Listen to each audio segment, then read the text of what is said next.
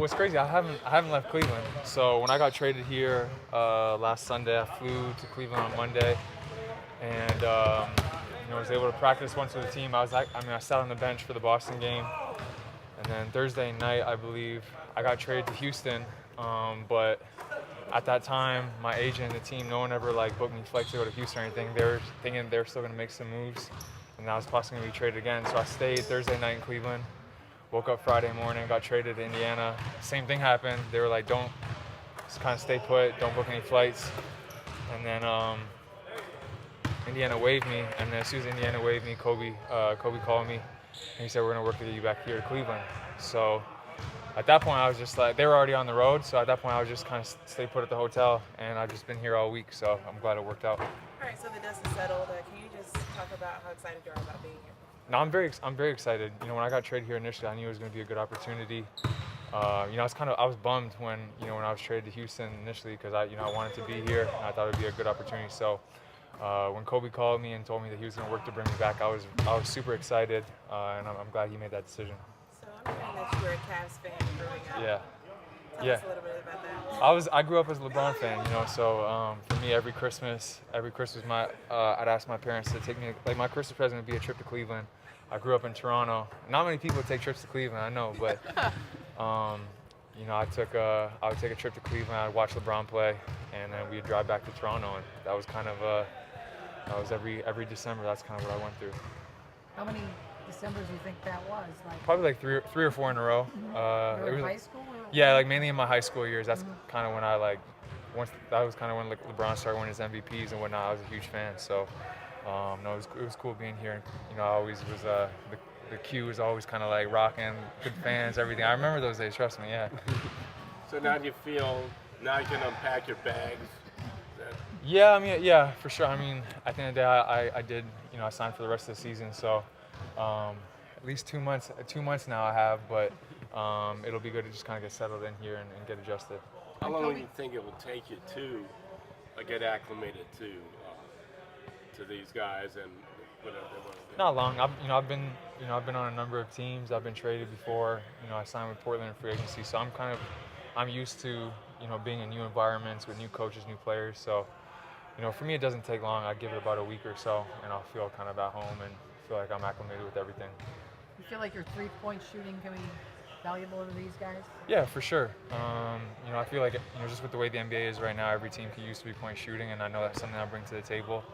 But just overall, whether it's scoring, playmaking, defending, rebounding, I look at myself as a complete basketball player, not just a shooter. So I'm looking forward to bringing that to the team and showing everyone what I can do. Beyond your Cavs fandom, what is it about this opportunity that has you excited? Well, obviously, the team, not in a playoff position right now, so they're in a stage of developing guys, and obviously it's not like look at the roster and have a bunch of all-star talent.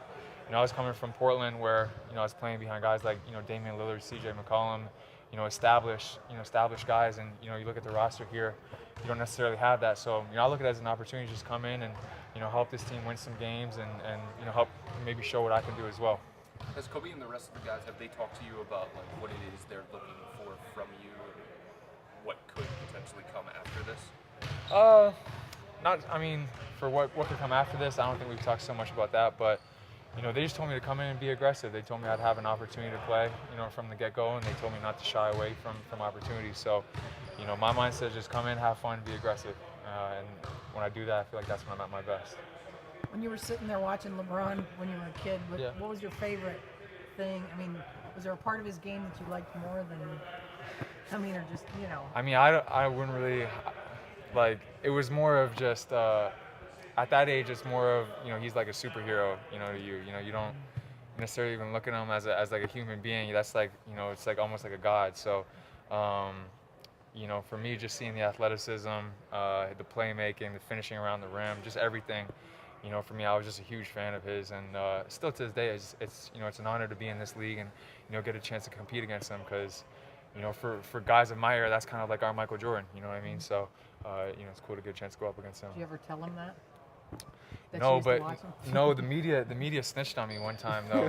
When I was in Philly, my first year in Philly, I think we played the Cavs like our second or third game of the season, and I remember they kind of somehow that story got out that I used to come to Cleveland for Christmas every year, and that shoot around, the media told LeBron that that's what happened, and he brought up something about me going to Michigan and how he couldn't associate with me or something. I don't know, it was something like that, but yeah, it was funny. So what years was that?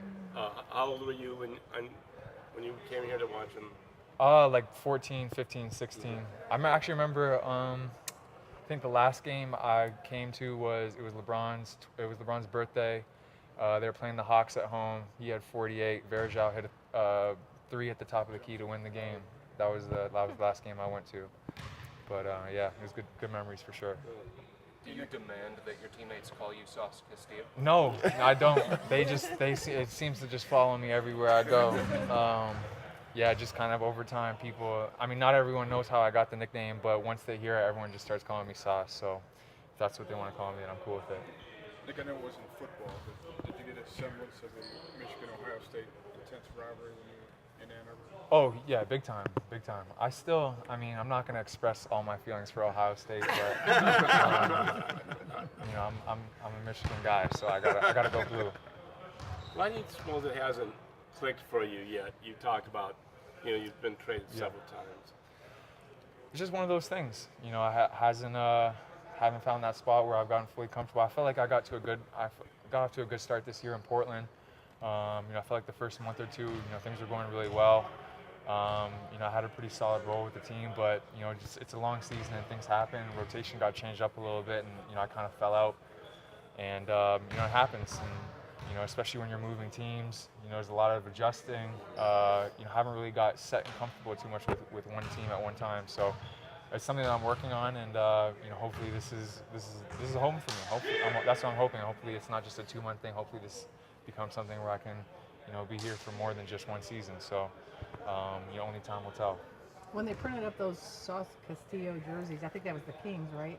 Oh yeah. What did you think of that? I mean, was that like outrageous? Yeah, I didn't really. I mean, at first I didn't think the nickname was gonna really stick. I thought it was just like because it was a closed captioning error, and then it was a social media thing for like a day or two, and I just thought people were gonna drop it, but no one dropped it. Everyone was like, "That's your nickname from here on out." So kind of just stuck with me. Okay. Great. Cool. Thank you guys. Thanks, Nick.